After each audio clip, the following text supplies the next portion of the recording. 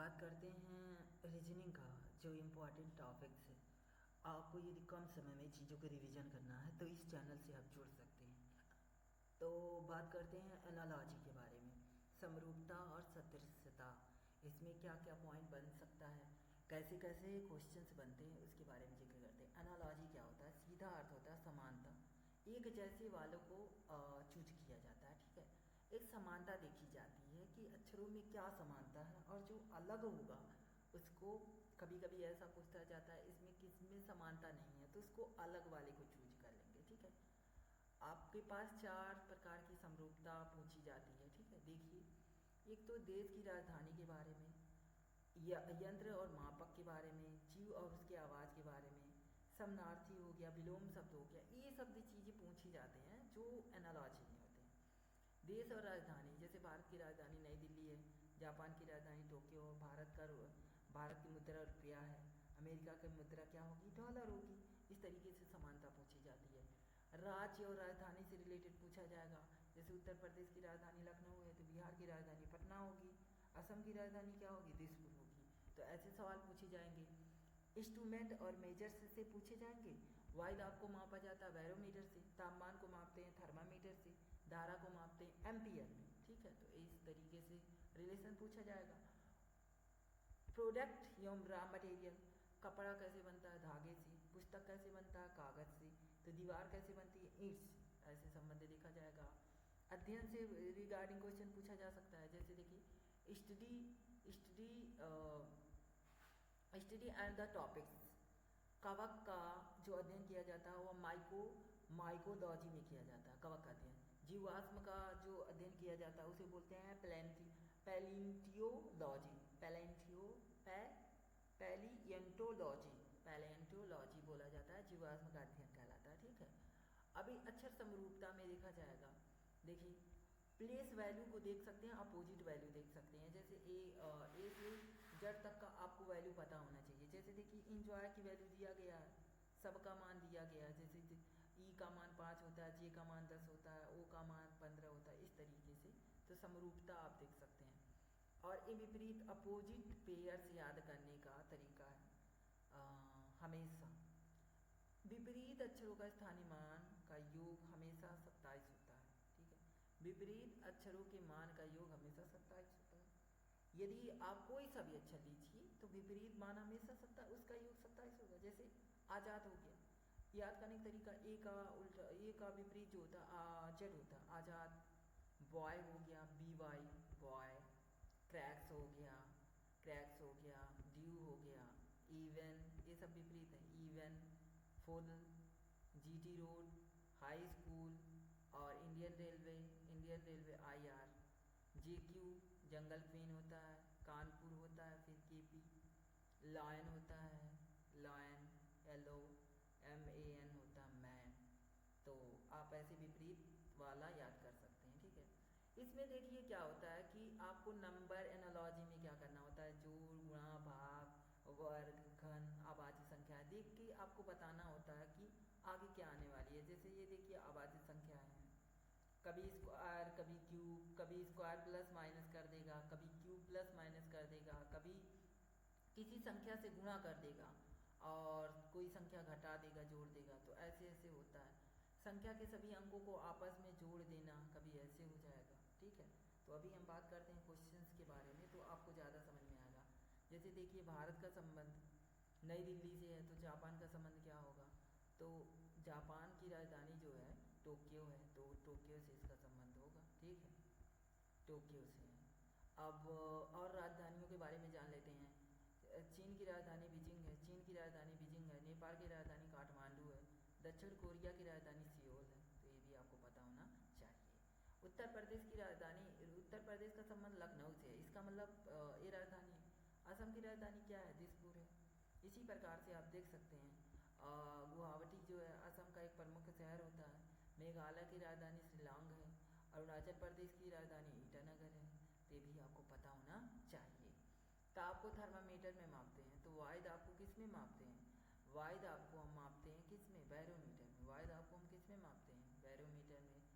Lactometer, odometer जो होता है, स्पीड को गति को मापा जाता है। ओडोमीटर जो होता है गति को मापता है, जो मोटर की गति होती है। धारा को एम्पियर में मापते हैं। मापने वाले देखिए थर्मामीटर होता है, बैरोमीटर में वायुमंडलीय दाब एटमॉस्फेरिक प्रेशर को मापा जाता है। जैसे देखिए अवसाद से रोग सही हो जाता है, तो अकाल से क्या हो जाएगा, अकाल कैसे सही होगा, वर्षा से अकाल सही हो जाएगा, वर्षा से अकाल सही हो जाएगा। पक्षी घोंसला में रहता है तो शेर कहाँ रहता है, माद में रहता है, ये बात आपको पता होना चाहिए, घोंसला में। ठीक है ठीक है। आजाद बॉय क्रैक्स ड्यू हो जाएगा, ड्यू विपरीत वर्ड है, विपरीत वर्ड है। देखिए ए बी सी उसके बाद डी हो जाएगा। ठीक है, इसमें देखिए ए से यहाँ जी पे जाएंगे, ए से जी पे जाएंगे तो आपका क्या आएगा, ए से जी पे जाएंगे तो कितना अच्छा जोड़ा है, इसमें 6 जोड़ा है। तो ऐसे यम से यदि हम 6 जोड़ दें, यम में 6 जोड़ दें तो हमारा यस हो जाएगा। लास्ट वर्ड देख लीजिए, ई से के पे जाना है तो 6 जोड़ा गया है, क्यू से के पे जाना है तो यहाँ पे डब्ल्यू लास्ट में आएगा, यस और डब्ल्यू। सी में 6 जोड़ा है, ऐसे ओ में यदि हम 6 जोड़ेंगे तो पहला ऑप्शन हो जाएगा। ठीक है, ये आप अंतर देख सकते हैं, ये आसान है। सी से डी गया है, ए से डी गया है, टी से वाई गया है, तो सी से डी गया है तो बी से सी जाएगा सब में।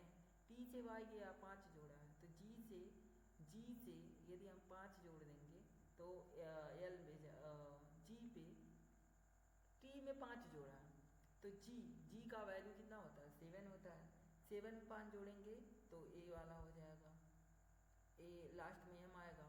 ए से डी गया है तो 3 जोड़ा गया है, आई में 3 जोड़ेंगे तो एल एल हो जाएगा, पहला ऑप्शन हो जाएगा। ठीक है, पहला ऑप्शन होगा, ये वाला ऑप्शन गलत होगा, ये वाला ऑप्शन गलत होगा, पहला ऑप्शन हो जाएगा।